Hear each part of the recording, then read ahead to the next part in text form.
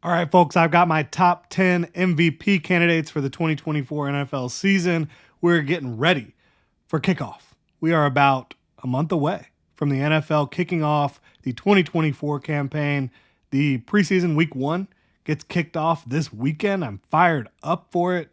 But look, somebody's going to win MVP this year. And MVP, there's a lot of factors that go into it. You have to start off with the fact that no position besides quarterback has won MVP in over a decade. 2012, Adrian Peterson was the last one to do it. So every single player in my top 10 is a quarterback. And these are not my quarterback rankings. We've done that and we'll do it again.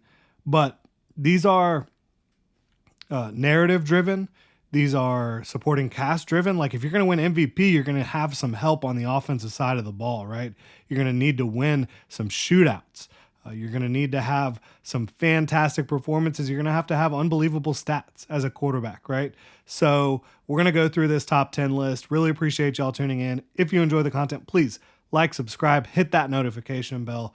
Really appreciate you being here. At number 10, I have Brock Purdy.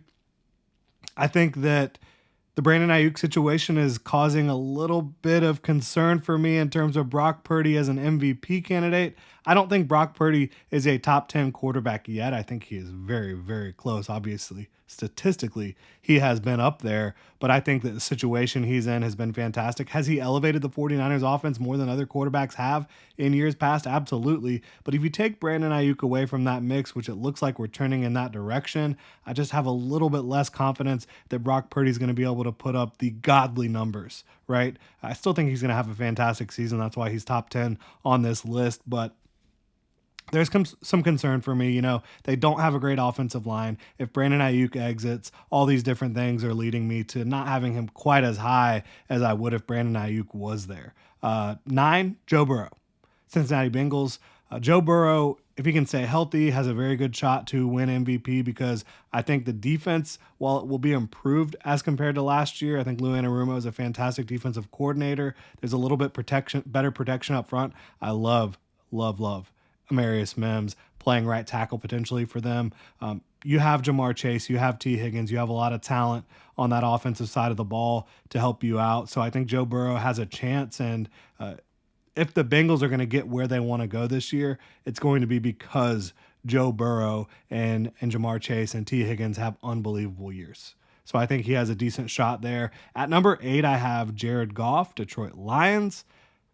If the Lions go out and they get the 1 or 2 seed in the NFC, Jared Goff has a really good shot here. Obviously, they're going to run the ball a lot, which could eat into his touchdown numbers. But I think he's going to put up big numbers this year. I think he's in a great situation. Another quarterback, I don't have him as a top 10 quarterback, but the situation that he's in with Ben Johnson as offensive coordinator, they have kind of a mind meld. He's got great skill position talent. He's got a great offensive line. I think that Jared Goff will have a fantastic season. Number 7, Lamar Jackson. Should he be higher on this list? Maybe. But for me, I think Lamar is going to have a little bit more difficulty this year. The offensive line, 3 new starters. The Ravens are very good at shuffling offensive linemen.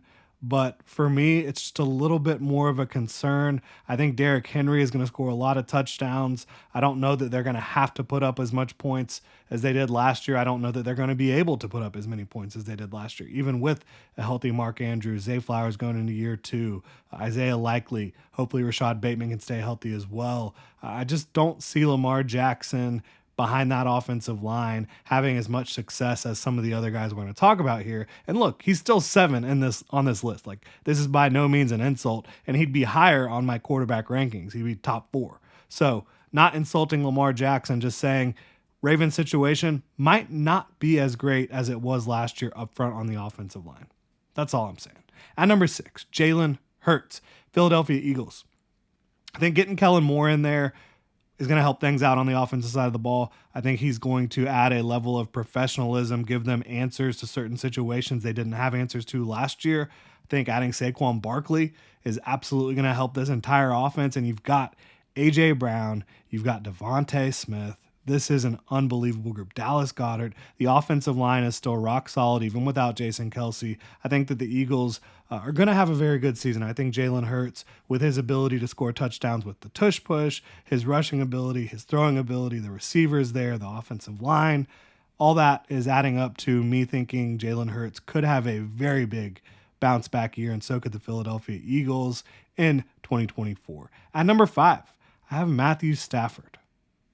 Look, if he can stay healthy all year, the Rams have one of the most potent offenses in the NFL. You have Puka Nacua, who is dealing with a little bit of an injury right now, but Cooper Kupp is fully healthy.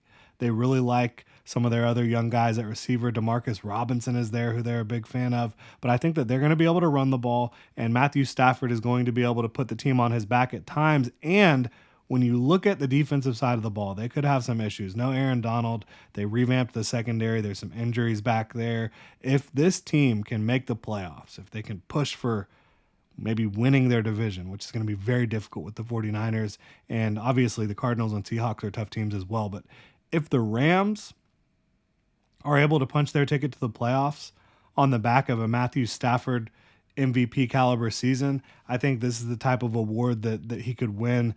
Looking at his career narrative, his career arc, resurgent back in LA with Sean McVay, with this offense, I think Stafford has a chance. I really do. And I think that grouping these or tiering these quarterbacks out, I would probably have Jared Goff, Joe Burrow, Brock Purdy in one tier, Lamar Jackson, Jalen Hurts, Matthew Stafford in the next tier. So you could really rearrange 8 through 10. You could rearrange 5 through 7. And then the next two, 3 and 4, I would have in a tier, and then 1 and 2 are going to be in a tier by themselves as well. So this next tier is CJ Stroud at 4, Jordan Love at 3. These are two young, incredibly talented quarterbacks.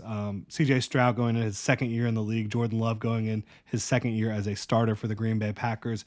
They both have good offensive lines. They both have good offensive play callers, good offensive systems, great receivers, great running backs, everything there to help them put up insane numbers in 2024. So I think that they both have a very good shot to win MVP, and both of them are going into their second year as a starter, which is pretty incredible. So I think that these guys are going to set the league on fire with the situations they're in. And then, of course, that leaves 2 players in this top tier all by themselves. Josh Allen at 2, Patrick Mahomes at 1. Flip them, do whatever you want. I put Patrick Mahomes at 1 because I think there's a chance that the Chiefs offense goes scorched earth. When you have Travis Kelce and Rashee Rice able to eat underneath, find space against zones, and then Hollywood Brown being able to stretch the field deep, you have Isaiah Pacheco. I think that the run game is going to be improved this year. I think a sneaky possibility that not a lot of people are talking about, Kingsley Suamataia playing left tackle. While I do think he's raw in pass protection, needs to clean up some things technically, there's a chance he really upgrades their running game from that left tackle spot. And they've got some good run blocking offensive linemen.